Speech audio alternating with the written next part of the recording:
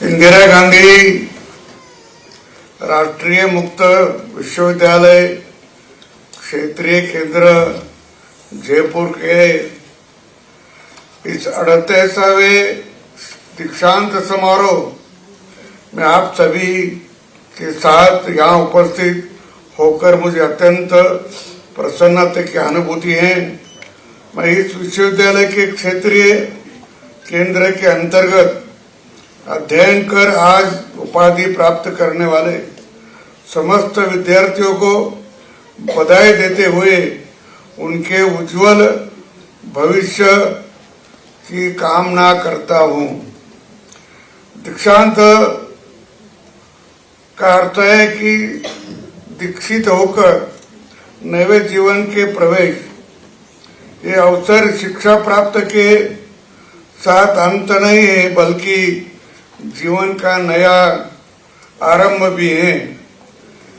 दीक्षा का अर्थ होता है गुरु मंत्र।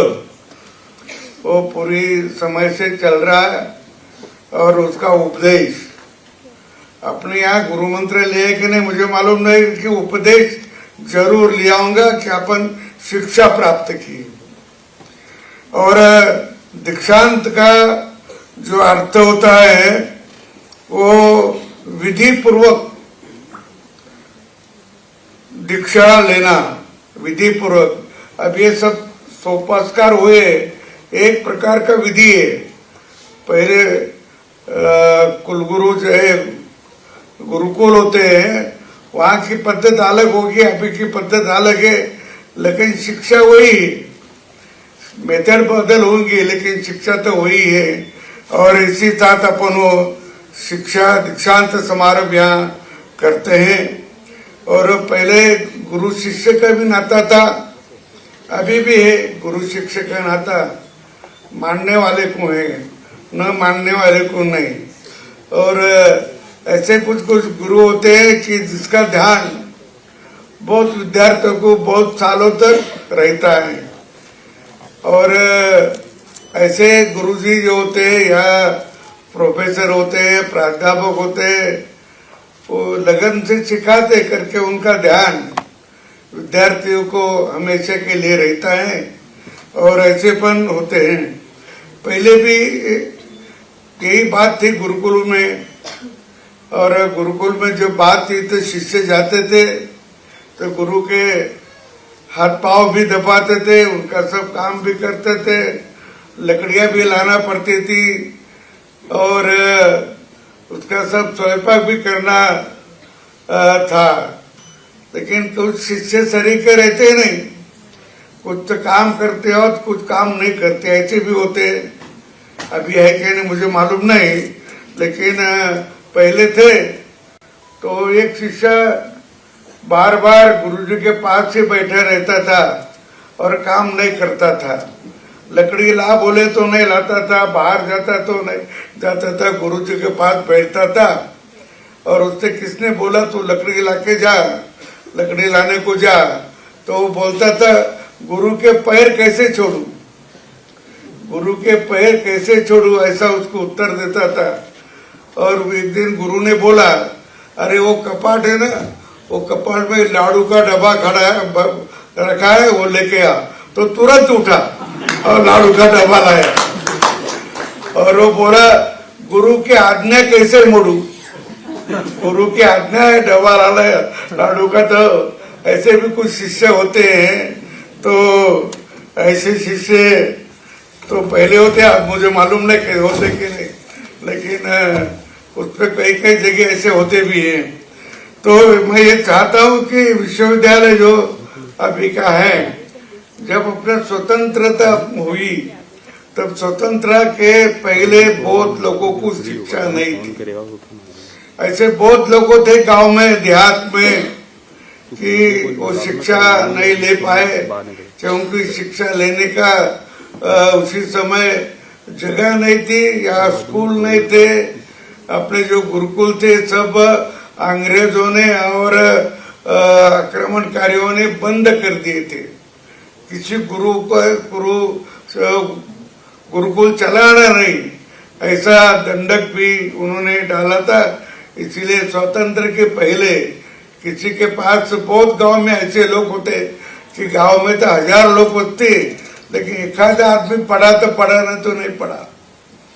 तो फिर अब जब स्वतंत्र मिली तो ऐसे लोगों को पढ़ाने के लिए स्कूल खोले गए, रात्रि के स्कूल। इधर थे कि नहीं मुझे मालूम नहीं, लेकिन रात्रि के स्कूल खोले गए और उसको वृद्ध लोगों के लिए वो स्कूल थे और ज्येष्ठ नागरिकों के लिए, और उसपे उसको सही नाना उसका इतना ही उसका मस्तक था और फिर वो भी स्कूल चले।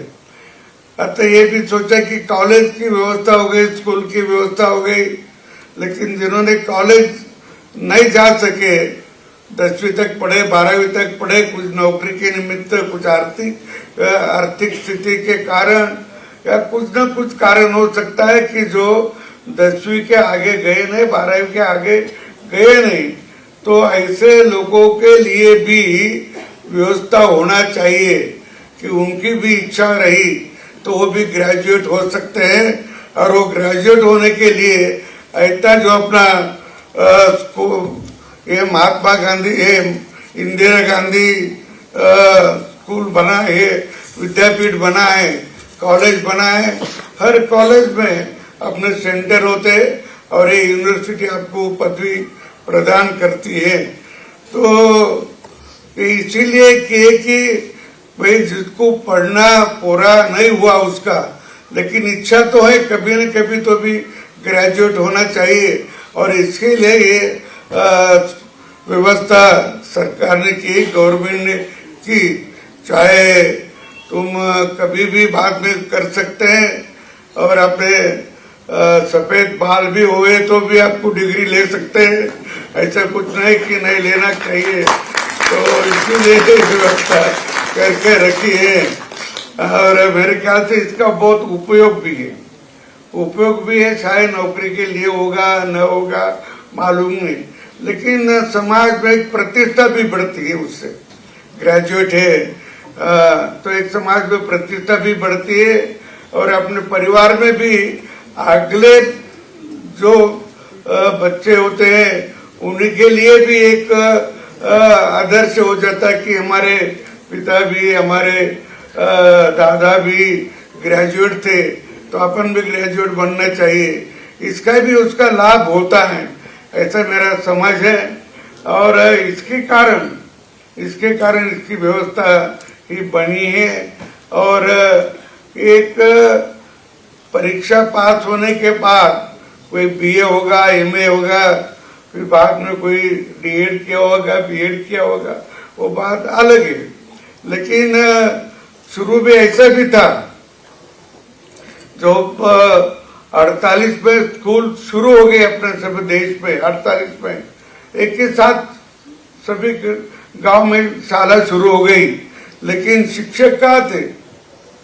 सभी गांव में शाला तो शुरू हो गई 48 में, 49 में, 51, 52 में, लेकिन शिक्षक नहीं थे। तो 10वीं को पढ़ने के लिए देखिए 10वीं नापास, वो भी शिक्षक होता था। और फिर उन्होंने पास हुए, एमए भी किया, एमएड भी किया। ऐसे भी बहुत लोग है कि वहाँ जरूरत जैसी होती वैसी तुम 10वीं तक पढ़े जाओ ये नौकरी में, 10वीं तक पढ़े जाओ ये नौकरी में।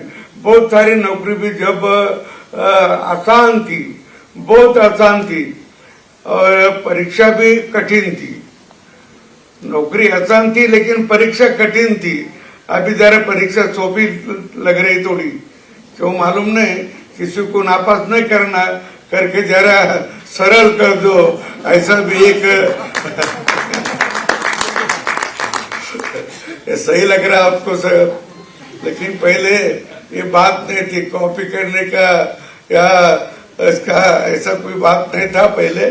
अभी बहुत हो रहा है और उससे झगड़े भी बहुत हो रहे हैं, ये भी आप देखते हैं, लेकिन उससे कुछ फायदा नहीं।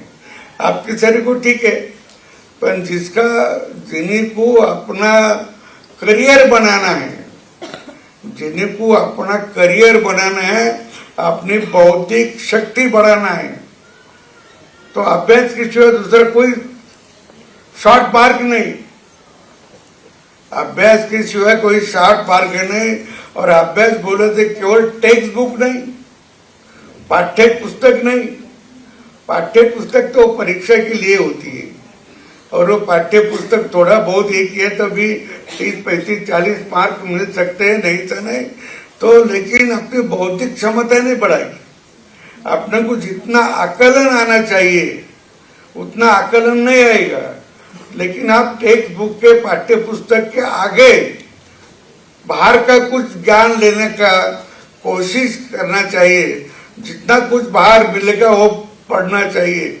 जो जो नए नए किताबें भी आती हैं, नए नए संशोधन आते हैं, वो संशोधन भी पढ़ना चाहिए।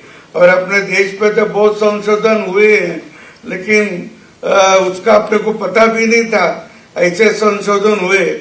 आपसे कुछ थोड़े मैं बताऊं तो आपको ध्यान में आएगा कि आपने ये तो मालूम है, नालंदा विश्वविद्यालय आपने सुना होगा, तक्षशिला भी सुना होगा। वो विश्वविद्यालय अपना ऐसा था कि विश्व के बहुत सारे बच्चे वहां पढ़ने को आते थे और वो पढ़कर जाते भी थे। और उस समय संस्कृत था, वो दूसरी कोई भाषा नहीं थी, संस्कृत था। संस्कृत में पढ़ते थे और संस्कृत का ही अध्ययन करते थे। तो ऐसे इस पे पढ़कर जाते थे। तो जो नालंदा विश्वविद्यालय था, पर उसके वहां वो बकरुद्दीन खिलजी पहली बार आया और वहां आके बीमार पड़ा। और बीमार पड़ा तो वो उन्होंने उनके साथी लोगों ने बोला, भाई बीमार पड़ा है, इसको कोई दवा मिलती यहाँ तो देखेंगे। इसने तेरे बोला कि नालंदा विश्वविद्यालय के जो आयुर्वेद विभाग है उसके प्रमुख है, उनको बुलावा, वो देखेंगे। वो आए, उन्होंने देखा, उसकी नाड़ी परीक्षा की और बोला मैं इसको दवा देता हूँ। लेकिन वो खिलजी बोला कि ये काफर लोग है, ये अपने धर्म के नहीं, अपने इसके नहीं, काफर है, इनकी दवा मुझे न को। लेकिन बाजू वाले लोग थे कुछ, वो बोले कुछ भी करो, बीमारी दुरुस्त करो। तो उन्होंने कहा कि भाई मैं ये कुरान पढ़ता है तो मैं कुरान के पढ़ने को लगा कि एक दवा देता हूँ। और फिर उसको एक आदत भी थी, उंगली जीभ को लगाना, पन्ना पलटना, उंगली जीभ को लगाना, पन्ना पलटना। तो कुरान के पन्ने को जो भस्म लगाया, जो दवा लगाई, वो उंगली के साथ उसके पेट में गई थोड़ी थोड़ी, और वो ठीक हो गए, वो ठीक हो गए। लेकिन उन्होंने उस बोला ये काफरों के देश पे इतनी बड़ी विद्या है, अपने देश में भी नहीं, तो इनके यहाँ रखना नहीं, ये जला दो। फिर वो सब ग्रंथालय जला दिए। और उसी समय से नालंदा विश्वविद्यालय जो वो अपना हो गया। अभी उसको जो बड़े बड़े बिल्डिंग थे वो सब जला दिए, और वो सब अभी तक खंडर बोल के वो पड़ा था। लेकिन अभी शुरू हो गए। अभी नई उम्मीद से फिर से नालंदा विश्वविद्यालय खड़ा हो रहा है। और मेरे ख्याल से कई दिनों के बाद जो पहला था वैसा ही हो जाएगा। इतनी वहां लागत लगा रही है, लागत। और अपने वेदों में इस पे बहुत संशोधन था। आप देखते होंगे कि बाहर के विश्व के लोगों को जीरो मालूम नहीं था।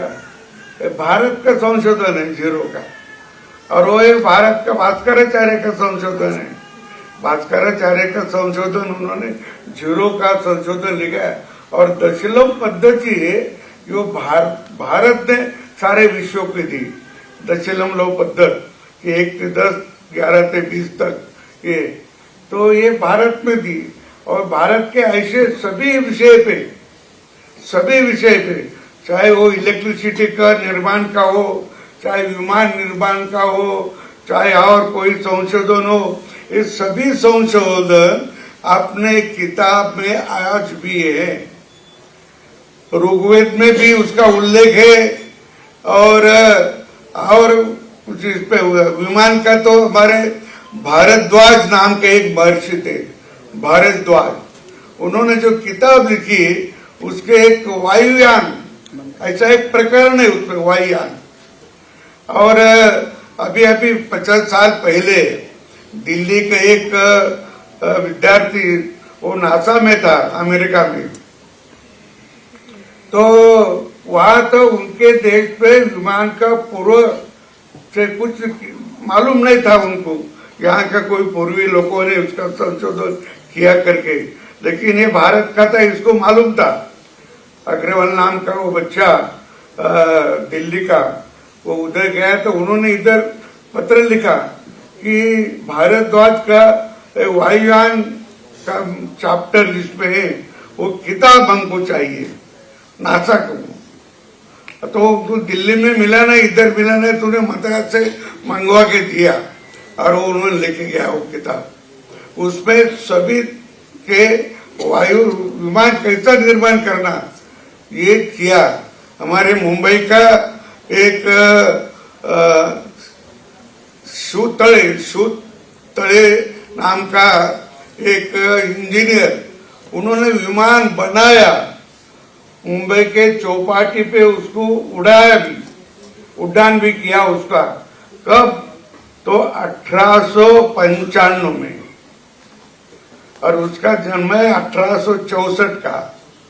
तो वो उन्होंने उड़ाया भी, लेकिन अंग्रेजों के अधिकारी ने उसको खर्च कर दिया और उसको भी दिया कि अभी ऐसा करेगा तो जेल में डाल दूंगा, हाँ, कुछ नहीं करना ऐसा। और तो ऐसे कुछ संशोधन अपने लोग करते थे, उसको दबाते थे। तो फिर 8 साल के बाद, उसके 8 साल के बाद 1903 में वो राइट बंधु ने विमान का शोध लगाया और सभी और आया, विमान का शोध लगाया, राइट बंधु ने लगाया और सब विश्व को बोलते रहे। लेकिन ये तो अपना ही विचार था, अपना ही लिखित अपने पास है। ऐसे बहुत सारे, न्यूटन का अपने शोध लगाया, न्यूटन ने गुरुत्वाकर्षण का, ये बात तो हमारे ऋग्वेद में भी है। मैं राजस्थान में हूँ, राजस्थान के लोग